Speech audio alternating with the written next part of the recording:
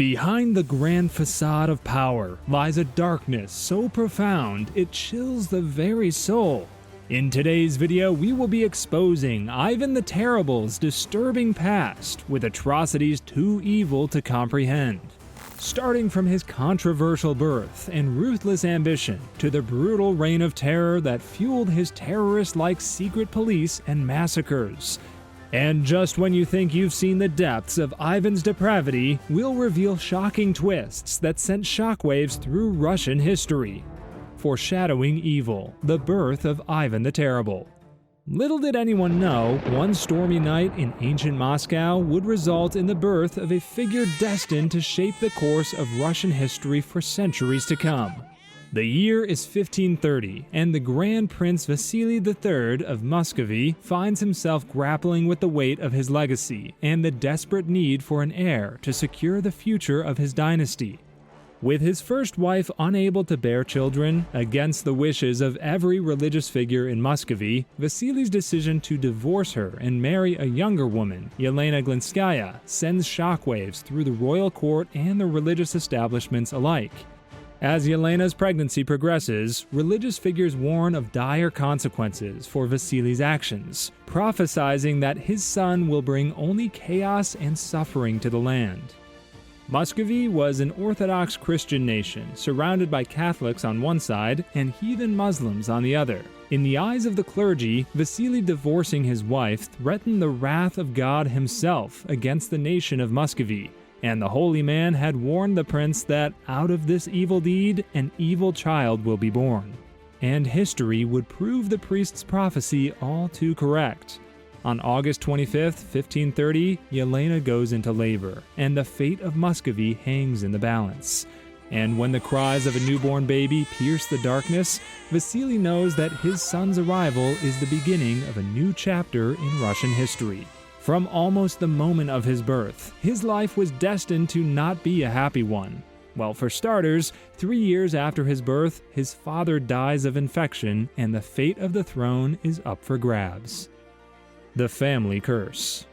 The young prince now finds himself thrust into a world fraught with intrigue and power struggles. Following the death of his father, Ivan was declared Grand Prince of Muscovy, but titles held little weight without the backing of influential figures. With his mother acting as regent, Ivan's early years were marked by rival boyar families who struggled for control of the throne. But after 6 years, we again see the family curse the old priest was talking about because his mother very suddenly and mysteriously dies.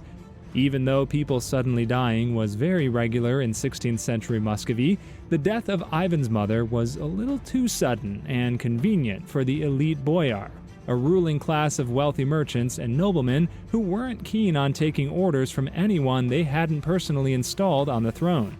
So then Ivan and his younger brother are raised by different boyar families and become pawns in a dangerous game of power and ambition.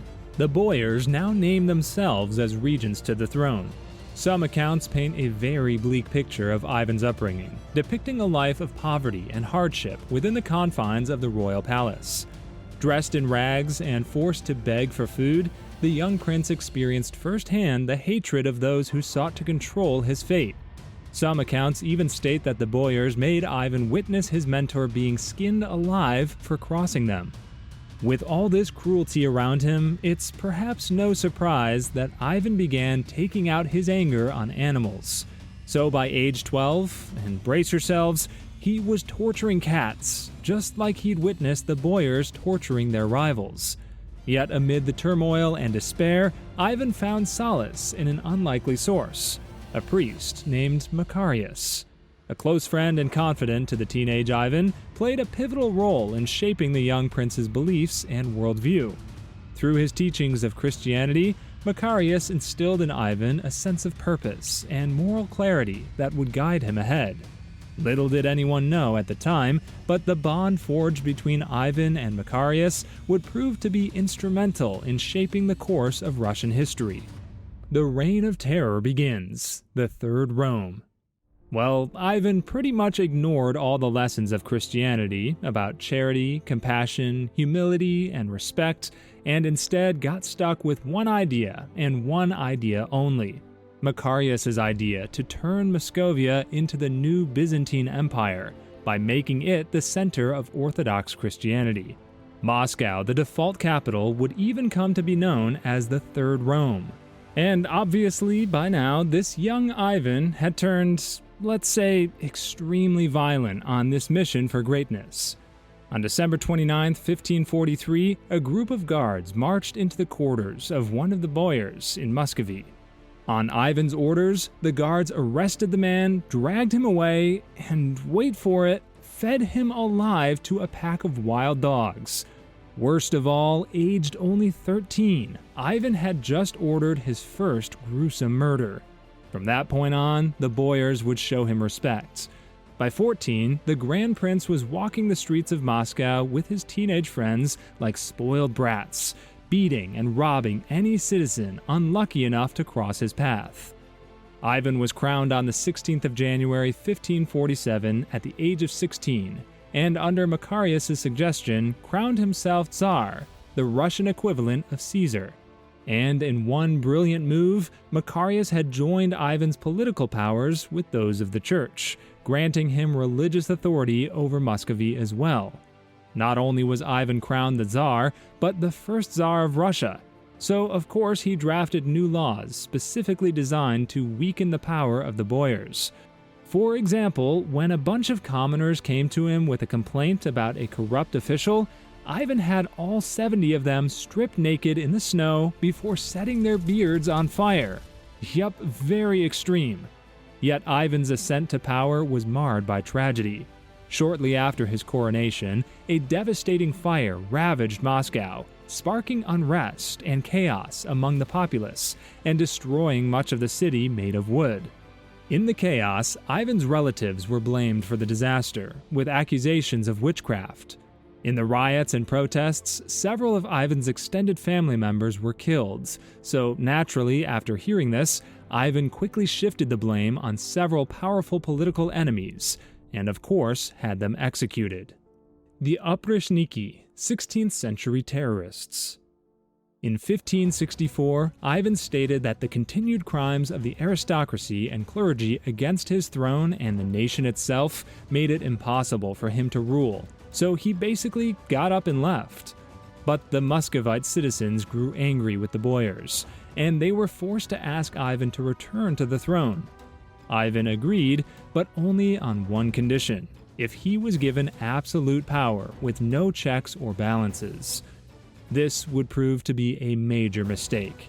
Upon returning to the capital, amidst the backdrop of Ivan's expanding power, Muscovy was divided into two distinct realms: the Zemshkina for the boyars, and the Oprichnina, all for Ivan. While the Zemskina carried on with business as usual, it was within the Oprichnina that Ivan's darkest desires and most ruthless impulses were unleashed. The creation of the Oprichnina marked a pivotal moment in Ivan's reign, granting him complete and total control over a designated territory. But Ivan wasn't doing the dirty work. No, it was the Oprichniki. Headed by the notorious Malyuta Skuratov, the Oprichniki, an army of 6,000 men, emerged as Russia's first secret police force, tasked with enforcing Ivan's will and quelling dissent through terror and violence.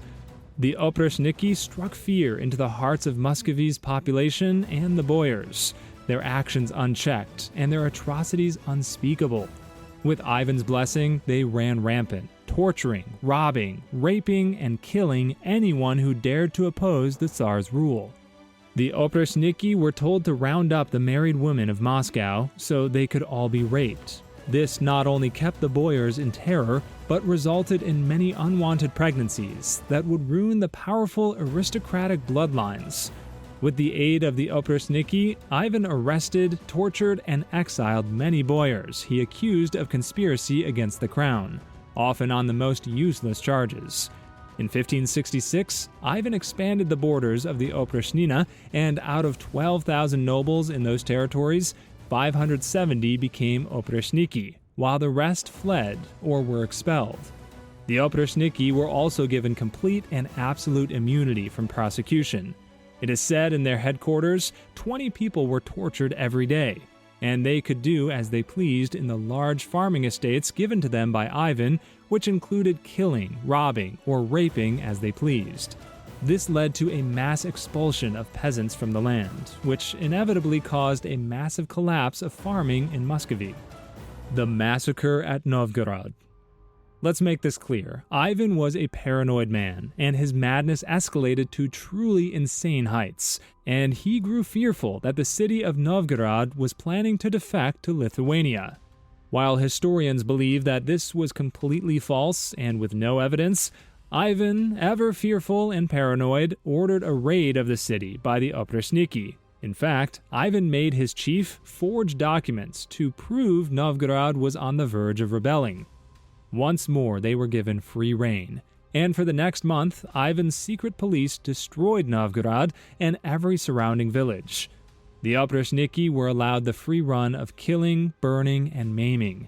Ancient casualties number the victims at 60,000.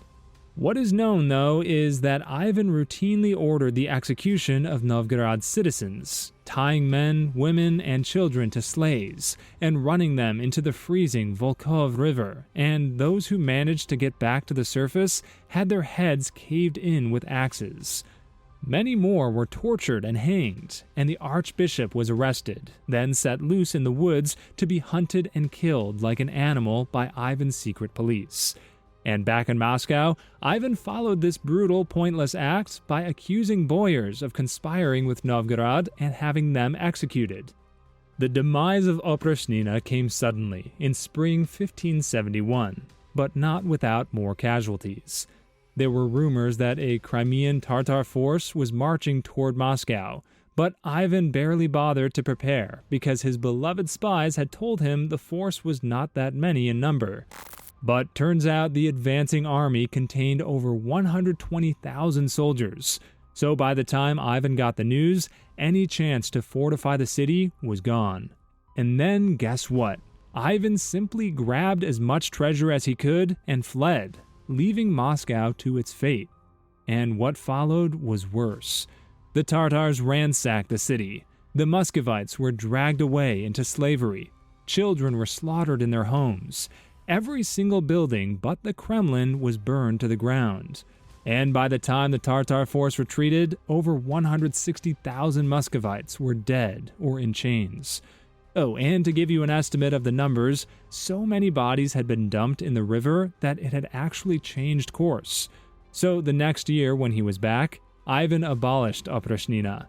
But it was of literally no use. Russia was by now a war-shattered ruin, with an exhausted populace and an economy on the brink of collapse. Basically, his sadistic and messed up obsession with his secret murder force led to an even bigger mass murder of the population and the nation. These chilling revelations have left you speechless, from the ominous prophecy of his birth to the ruthless reign of terror that defined his rule. Ivan the Terrible's story is a cautionary tale of power unchecked and ambition run wild.